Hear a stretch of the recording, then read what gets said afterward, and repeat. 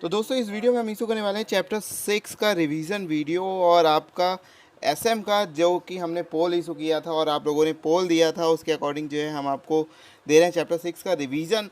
All दो बहुत ही आसान चैप्टर है ये, बट जो है इसमें से भाई कभी कभार जो है 7 से 10 मार्क्स का पेपर आ जाता है और यहाँ पे जो है थोड़ा सा लेंदी चैप्टर है। लेंदी इन द सेंस कि भाई इसमें रटना थोड़ा सा ज़्यादा है, समझना थोड़ा सा ज़्यादा है, बेसिकली मैं ये कहूँगा। तो भाई सबसे पहले मैं को इस चैप्टर का ओवरव्यू दे दूँ और जो है मैं रिवीजन जो है थोड़ा सा अपने हिसाब से कराता हूँ। अपने हिसाब से का मतलब है कि भाई आप लोगों को मैं जो है समझाता हूँ बेसिकली रिवीजन, और उसी से आपका रिवीजन हो जाता है।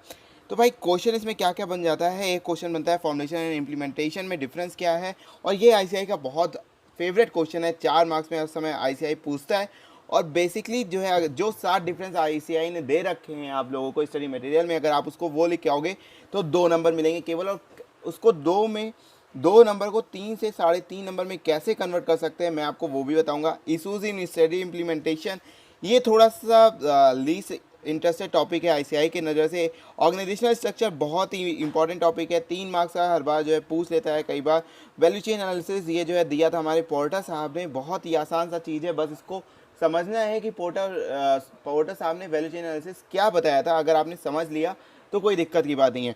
लीडरशिप, भाई लीडरशिप में जब हम बात करते हैं तो 2 तरह की लीडरशिप स्टाइल होते हैं। जो आईसीआई का सबसे फेवरेट क्वेश्चन होता है वो बेसिकली पूछता है कि दोनों तरह की लीडरशिप स्टाइल में क्या डिफरेंस है। और 2 क्वेश्चन ये जो बहुत इंपॉर्टेंट है, ये जो है भाई बन जाता है 7 मार्क्स का। और ये और एक जो है क्वीन थे हमारे, उनका जो है क्वेश्चन आ जाता है। तो भाई कट लेविन साहब थे, उनका एक प्रोसेस पूछा जाता है कई बार कि जो है कैसे कर सकते हैं। तो वो यही सारे क्वेश्चन हैं। तो चलो भाई कुछ नहीं करते हैं, जल्दी जल्दी जल्दी शुरू करते हैं फॉर्मुलेशन एंड इम्प्लीमेंटेशन में डिफरेंस। और जो है उसको शुरू करने से पहले मैं आपसे एक चीज़ बोलना चाहता हूँ कि भाई पहले चीज़ों को समझो, उसके बाद आप जब लिख रहे होगे तो आपको अलग ही मजा आएगा। तो फॉर्मुलेशन एंड इम्प्लीमेंटेशन, मुझे भी नहीं पता कितनी लंबी वीडियो होने वाली है, बट मैं जो है अपना पूरा बेस्ट करूँगा कि छोटी से छोटी वीडियो में आपको मैं ज़्यादा से ज़्यादा चीज़ें दे सकूँ।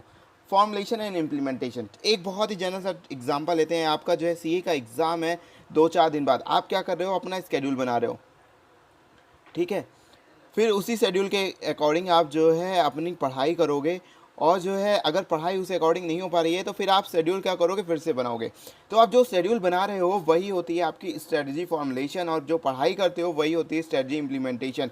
अगर आप इम्प्लीमेंटेशन ढंग से नहीं कर पा रहे हो तो फिर से आप जो है स्केड्यूल ढंग से बनाते हो। तो मतलब कि क्या है फॉर्मुलेशन एंड इम्प्लीमेंटेशन, अगर मैं देखूँ बिजनेस के पर्सपेक्टिव से, अभी तक मैंने आपको समझाया कि जो है स्टूडेंट के पर्सपेक्टिव से, या बहुत ही सिंपल सा एग्जांपल कि क्या होता है। भाई फॉर्मुलेशन एंड इम्प्लीमेंटेशन, एक जो बहुत इजी जो है 7 डिफरेंस दिया हुआ है फॉर्मुलेशन वर्सेस इम्प्लीमेंटेशन का, वो मैं आपको बताता हूँ कि भाई फॉर्मुलेशन हम क्या करते हैं। फॉर्मुलेशन में जो है हम फॉर्मुलेशन आप किस बेसिस पे करते हो कि भाई जो है आप कुछ एनालिटिकल स्किल लगाते हो या कुछ अपने एक्सपर्ट को यूज़ करते हो, और जो है उसके हिसाब से आप जो है इम्प्लीमेंट करते हो। और जो फॉर्मुलेट करते हो आप किस बेसिस पे, जो आपका एनालिटिकल नॉलेज कुछ होती है, कुछ एनालिसिस लगाते हो कि आपके पास कोई पास डेटा है, उसके हिसाब से आप बनाते हो। सपोज़ आप बजट बना रहे हो, ठीक है। अगर आप जो है कैश बजट बना रहे हो तो किस अकॉर्डिंग बनाओगे कि भाई जो आपका पुराना कैश बजट था उसको थोड़ा बहुत एनालाइज करोगे, और एनालाइज करने के बाद आप बनाओगे। और फिर इसके बाद क्या करोगे, कैश बजट बनाने के बाद उसी तरह उसको इम्प्लीमेंट करोगे, ठीक है। तो मतलब फॉर्मुलेशन क्या हो गया बेसिकली। फॉर्मुलेशन अगर देखा जाए तो बेसिकली ये हो गया कि भाई जो है इसमें एनालिटिकल स्किल को हम लोग यूज़ करते हैं, ठीक है। एनालिटिकल स्किल या जो है इंटेलेक्चुअल प्रोसेस को हम यूज़ करते हैं। और कब यूज़ करते हैं, बिफोर एक्शन यूज़ करते हैं। ऑब्वियस सी बात है, जब आप कोई काम करने से पहले ही प्लानिंग करोगे, मतलब फॉर्मुलेशन आप तभी करोगे जब आपको कोई काम करना हो तो उससे पहले ही करोगे, ठीक है। और इसको करने के लिए कुछ बंदे चाहिए। कुछ बंदे क्यों, ऐसा क्यों होता है। सपोज एक स्ट्रेटजी को बनाने के लिए अगर आपने 5-6 बंदों को रख लिया तो हो सकता है वो स्ट्रेटजी ख़राब हो जाए। फ्यू मतलब एकदम टॉप लेवल के लोग होते हैं, टॉप लेवल के बंदे बना रहे होते हैं, ठीक है। और यही है भाई डिफरेंस का पॉइंट। आपको अब आप सोच रहे होगे कि भाई ये तो यार मुझे पता है, लेकिन लिख के नहीं आ पाते और याद नहीं हो पाता है। तो देखो आपको मैंने बता दिया कि जो है क्या होता है। तो अब ये क्या होता है, ये बिफोर एक्शन, अब इसी को जो है आप इम्प्लीमेंट कर लेते हो, मतलब आफ्टर एक्शन का काम होता है। इसमें जो है बहुत सारे लोग इन्वॉल्व होते हैं, मतलब बेसिकली मिडिल लेवल और बॉटम लेवल इन्वॉल्व होता है, इसलिए जो है इसमें बहुत सारे लोग इन्वॉल्व होते हैं। ठीक है, अब इसमें जो है थोड़ा सा मोटिवेशन चाहिए होता है। मोटिवेशन इस वजह से कि भाई अपना करवाना है हमें गोल अचीव। अपने को क्या है, अपने को जो है बिजनेस का ऑब्जेक्टिव अचीव करना है। अब ऑब्जेक्टिव अचीव करने के लिए जो है अगर कोई बंदा काम नहीं कर रहा है तो उसको किसी तरह से मोटिवेट करो ताकि जो है अपना फ़ायदा हो सके, अपना फ़ायदा हो सके। इसलिए मैं बोल रहा हूँ कि बिजनेस ऑब्जेक्टिव जो है आप अचीव कर सको। ठीक है, फिर अब इसका जो है इसमें क्या चाहिए होता है आपको, बेसिकली ये ऑपरेशन करते हैं हम। इसमें क्या करते हैं, ऑपरेशन करते हैं। ऑपरेशन मतलब भाई एक्शन लेने का मतलब क्या हो गया, एक्शन लेने का मतलब ऑपरेशन करना, मतलब आप किसी चीज़ को अप्लाई कर रहे हो तो वो एक तरह से ऑपरेशन हो गया। तो यही था स्ट्रेटजी फॉर्मुलेशन एंड इम्प्लीमेंटेशन, दोनों का मैंने इंटर रिलेशनशिप कर दिया। 4 नंबर का क्वेश्चन है ये, पाँचों अगर आप लिख के आ रहे हो फिर आप सोच रहे होगे कि भाई आपको 4 में से 2 नंबर मिल जाएगा, तो गलत सोच रहे हो। आपको जो है इसके बाद एक मैट्रिक्स बनानी है। अब सोच रहे होगे कि यार 4 नंबर के में जो है 5 डिफरेंस लिख के आज चले आए, फिर उसके बाद मैट्रिक्स हम क्या बना के आए, और यही सोचने पे आप जो है थोड़ा सा गलती कर जाते हो। तो अब मैट्रिक्स क्या बनाना है आपको। अब फॉर्मुलेशन इम्प्लीमेंटेशन के बीच में एक मैट्रिक्स है, जो है आप ABCD कॉलम फॉर्म यहाँ पे दिया होता है फॉर्मुलेशन, और यहाँ पे दिया होता है इम्प्लीमेंटेशन। राइटिंग के लिए माफ़ करना, मेरा मतलब ये नहीं कि आपको केवल समझाना है। राइटिंग तो यार जो है आप लोग जो है उठाओगे अपनी स्टडी मटेरियल और आपको समझ में आ जाएगा। यहाँ पे होता है फ्लॉड और यहाँ पे होता है साउंड। ये मैट्रिक्स से आप जो है देख लेना, इसके बाद जो है इसको जो है ज़रूर बना के चले आना। एक्सप्लेन करने की कोई ज़रूरत नहीं है 4 नंबर के उसमें। ठीक है, आपका ये टॉपिक हो गया। अब जो है स्ट्रेटजी इम्प्लीमेंटेशन करने में इशू क्या आता है, अब जो है एक बहुत ही सिंपल तरीके से सुनते हैं कि क्या आता है भाई। एक हो गया आपने फॉर्मुलेशन किया हुआ है, इम्प्लीमेंटेशन कर रहे हो। एक प्रॉब्लम क्या आ सकती है कि भाई हमने जो प्लानिंग करी थी वो अप्लाई ही नहीं हो पा रही है। ठीक है, जो अप्लाई ही नहीं हो पा रही है उसको क्या कह देते हैं हम, प्रोजेक्ट इम्प्लीमेंटेशन। प्रोजेक्ट को हम इम्प्लीमेंट ही नहीं कर पा रहे हैं जैसा हमने करा था। फिर भाई क्या होता है, हमारे पास क्या होता है, लेवल्स होते हैं, स्ट्रेटजी लेवल आपने पढ़ा होगा, टॉप बॉटम, टॉप मिडिल और बॉटम। ठीक है, अब जो है इनमें जो है प्रोसीजरल प्रॉब्लम हो रही है, क्योंकि जो है भाई हो सकता है कोई ये बंदा नहीं है या इसमें से कोई बंदा नहीं है, या जो है हो सकता है इसमें से कोई बंदा नहीं है या इसमें से कोई बंदा नहीं है। इसमें प्रोसीजर फॉलो करने में थोड़ी सी प्रॉब्लम आ रही है, तो इसको कह देते हैं प्रोसीजर इम्प्लीमेंटेशन की प्रॉब्लम। ठीक है, अब भाई रिसोर्स क्या है हमारे पास, रिसोर्स होता है लिमिटेड। ठीक है, रिसोर्स होता है लिमिटेड। अब जो है यहाँ पे क्या प्रॉब्लम आ सकती है कि भाई हम रिसोर्स टॉप लेवल को कितना दें, क्या दें, बॉटम लेवल को कितना दें और क्या दें, और मिडिल लेवल को कितना दें और क्या दें। ये आ जाती है रिसोर्स एलोकेशन की प्रॉब्लम। और जो है भाई स्ट्रक्चर अभी हम पढ़ेंगे, ऑर्गेनाइजेशन स्ट्रक्चर क्या होता है। ऑर्गेनाइजेशन स्ट्रक्चर की वजह से बहुत सारी प्रॉब्लम आ रही होती है कि सपोज़ जो है हायरार्की हमें फॉलो करनी होती है, और उसकी वजह से सपोज़ हमारी टॉप लेवल, मिडिल लेवल और बॉटम लेवल, इन दोनों के बीच में जो कम्युनिकेशन गैप है ऑर्गेनाइजेशन स्ट्रक्चर की वजह से, वो हो जाती है आपकी स्ट्रक्चर प्रॉब्लम। अब जो है नेक्स्ट हम जो है देखते हैं कि भाई ये क्या होता है हमारा ऑर्गेनाइजेशनल स्ट्रक्चर। और भी दो प्रॉब्लम है, जो है उसको देख लोगे आप बहुत आराम से समझ में आ जाएगा। ऑर्गेनाइजेशनल स्ट्रक्चर बेसिकली हम बनाते इसलिए हैं कि जो हमारी स्ट्रैटेजी है वो ढंग से काम कर पाए, इसलिए हम बनाते हैं ऑर्गेनाइजेशनल स्ट्रक्चर। तो बेसिकली जो है 3-4 तरह के ऑर्गेनाइजेशनल स्ट्रक्चर होते हैं। मैं बहुत ज़्यादा डिटेल में नहीं दूंगा, आपको जो है ओवरव्यू दे दूंगा कि क्या होता है भाई। एक होता है फंक्शनल स्ट्रक्चर, एक होता है डिविजनल स्ट्रक्चर, एक होता है एसबीयू जो कि बहुत इंपॉर्टेंट है, एक होता है मैट्रिक्स, और एक होता है आवर ग्लास। फंक्शनल स्ट्रक्चर कुछ भी नहीं होता है, बेसिकली आप जो हायरार्की फॉलो कर रहे होते हो टॉप से लेके बॉटम लेवल तक, वही होती है आपका फंक्शनल स्ट्रक्चर, जो कि वाइडली फॉलो किया जाता है टॉप से लेके बॉटम लेवल तक। डिविजनल स्ट्रक्चर क्या होता है कि भाई इसमें आपका आपने जो है पढ़ा होगा अभी सेंट्रलाइज कंप्यूटिंग। ठीक है, अब जो है क्या होता है, हमारा एरिया बहुत ज़्यादा है, या जो है एरिया बहुत ज़्यादा है, हमारे पास प्रोडक्ट बहुत ज़्यादा है, या सर्विस हमारे पास बहुत ज़्यादा है। तो हमने क्या किया कि जो है इसमें क्या कहते हैं कि भाई जो है आपने एरिया, इन सब चीज़ों को डिवीज़न कर देते हैं, बांट देते हैं, और इसी के बेसिस पे हम फंक्शनल स्ट्रक्चर बना देते हैं। एसबीयू क्या होता है कि भाई हमारे पास एक प्रोडक्ट लाइन है, उस प्रोडक्ट के सेट ऑफ कॉम्पिटिटर्स अलग हैं, उसके लिए स्ट्रेटजी अलग है। उसके अकॉर्डिंग अगर हमने जो है बांट दिया तो वो हो जाता है स्ट्रेटेजिक बिजनेस यूनिट। सपोज़ जो है अगर हम एग्जांपल लें जो है एचयूएल का, तो जो है भाई उसके कितने सारे प्रोडक्ट हैं, तो उसने जो है सबको अलग अलग बांट रखा है।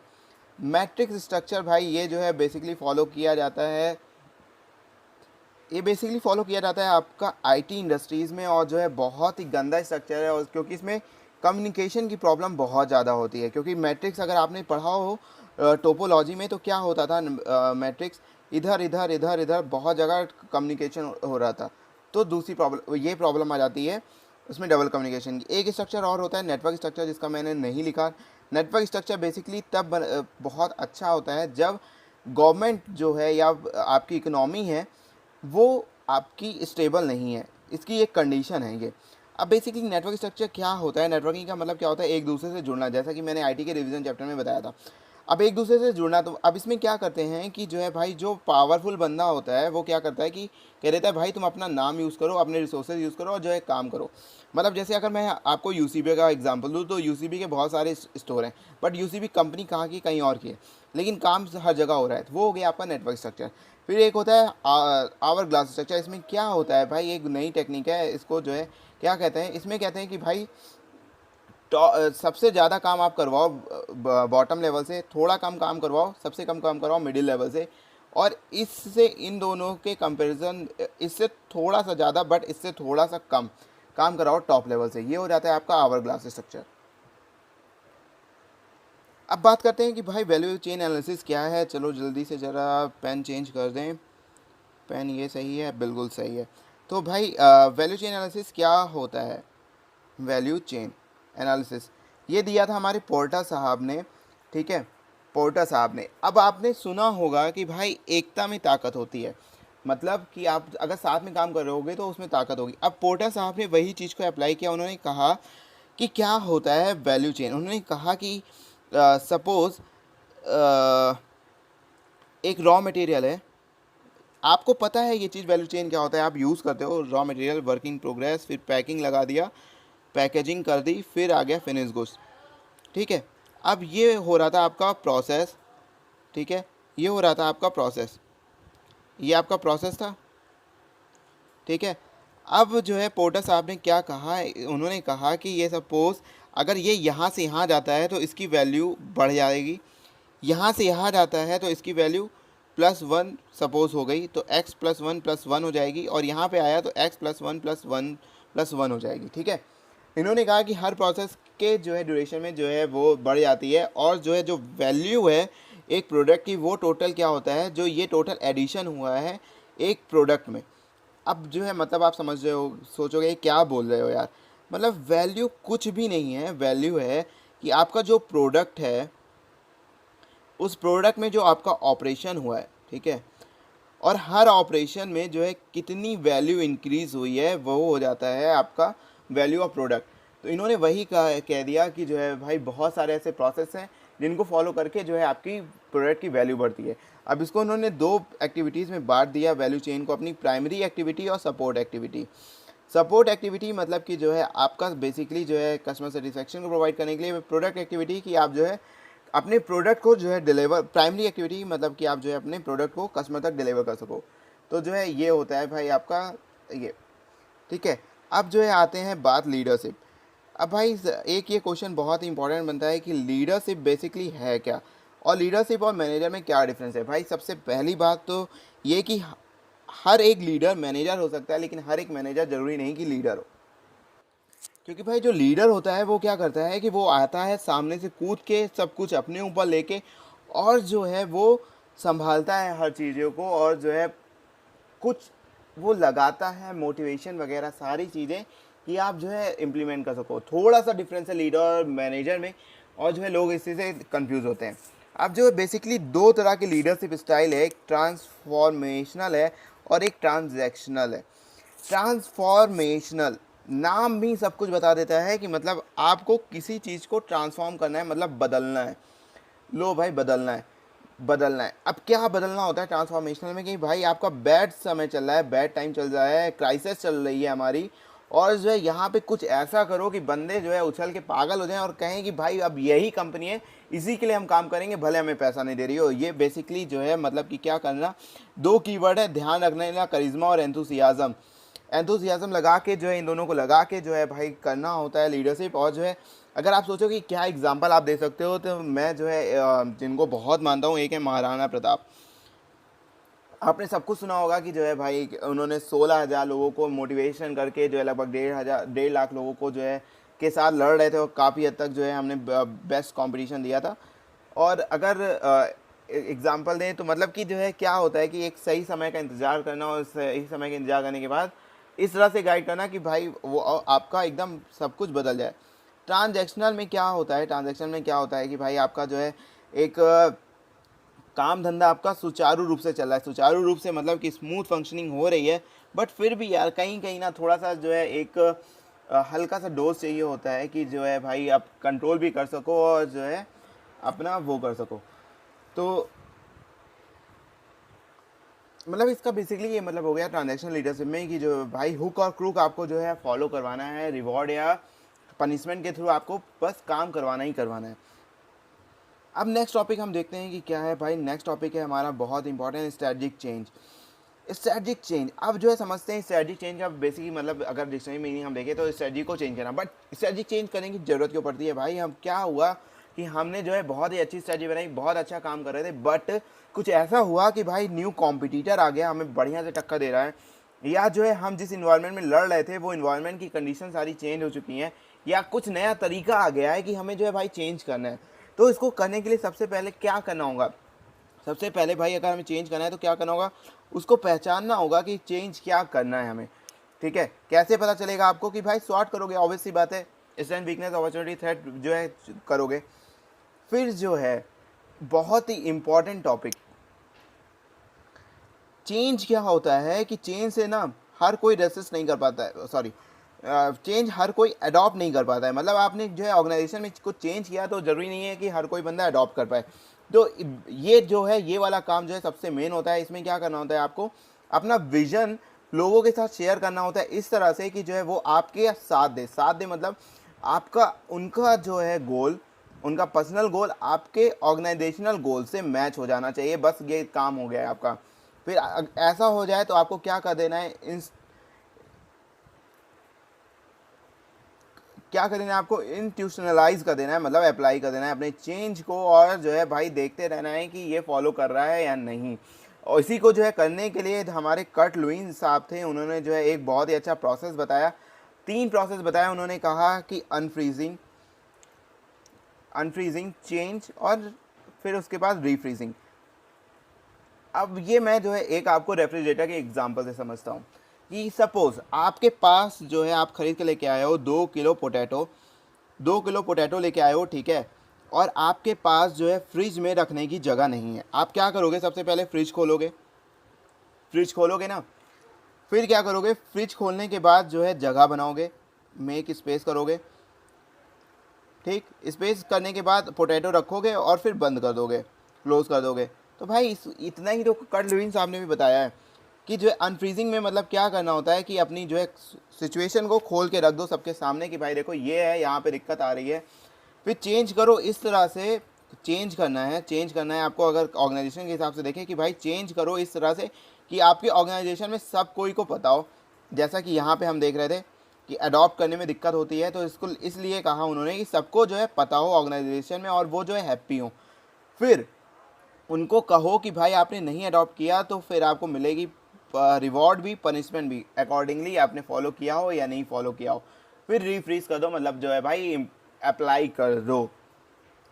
अब लास्ट टॉपिक है आपका स्ट्रेटजिक कंट्रोल। स्ट्रेटजिक कंट्रोल क्या होता है बेसिकली, क्यों लगाते हैं हम?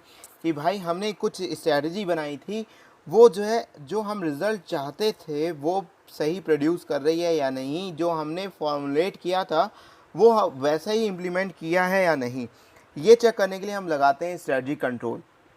तो बेसिकली 4 तरह के स्ट्रेटजिक कंट्रोल होते हैं: premise control, strategic surveillance, special alert और आपका इम्प्लीमेंटेशन। अगर एग्ज़ाम में क्वेश्चन आ जाए तो भाई आपका स्टडी मटेरियल में एक चार्ट दे रखा है उसको बना के ज़रूर आ जाना, ठीक है। बेसिकली प्रीमाइस कंट्रोल क्या होता है? प्रीमाइस कंट्रोल कहता है कि भाई अपनी औकात चेक करो कि आप जो है जो इन्वायरमेंट है बिजनेस का उसमें टिक सकते हो या नहीं। मतलब कि इन्वायरमेंट के फैक्टर को चेक करो, इंडस्ट्री के फैक्टर को चेक करो, कंपटीशन को चेक करो, आपकी औकात है खड़े होने की नहीं। फिर होता है सर्विलेंस। अब जो है ना यहाँ पे एक बहुत ही बड़ा मुद्दा आ जाता है। एक चीज़ कही जाती है कि भाई अपना काम करने से पहले, मतलब कि अपनी स्ट्रेटजी इम्प्लीमेंट करने से पहले दूसरे की देख लो कि जो है वो है क्या, सामने वाला कर क्या रहा है। इसी को कहते हैं सर्विलेंस। मतलब कि आपको इन्फॉर्मेशन लेते रहनी है न्यूज़पेपर या सारी जगह से कि सामने वाला कर क्या रहा है। नेक्स्ट है आपका स्पेशल अलर्ट। स्पेशल अलर्ट मतलब कि जो है मोर और लेस दोनों को मिला दो, आप ऊपर के दोनों को कंट्रोल को, तो जो है हो जाता है स्पेशल अलर्ट। मतलब कि भाई आप जो है इन्फॉर्म रहो कि जो है कोई सडन चेंज आ रहा है तो उस पर जो है आप जो है बच पाओ, आप उसको अडॉप्ट कर पाओ।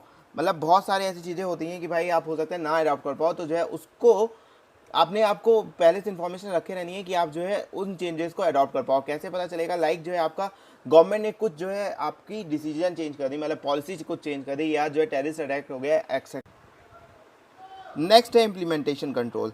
अब ये जो है बहुत ही इंपॉर्टेंट होता है, सबसे लास्ट कंट्रोल है जो है इसके पार्ट का, 3-4 इसके पार्ट है, उसको आप रेफर कर लेना। इम्प्लीमेंटेशन कंट्रोल क्या होता है? बेसिकली मैं आपको ये बताना चाहता हूँ कि भाई कुछ भी नहीं होता है। आपको जो है आप स्ट्रैटेजी चाहे जितनी अच्छी बना लो, फॉर्मुलेट कर लो, इम्प्लीमेंट करने के बाद कुछ ना कुछ कमी होती ही होती है, फ्लॉ होता ही होता है, और उसको आपको जो इम्प्लीमेंटेशन कंट्रोल में जो चेक करते रहना है कि जो फ्लॉ है आप उसको पकड़ पा रहे हो या नहीं है, जिससे कि अच्छा से अच्छा डिसीजन ले सको।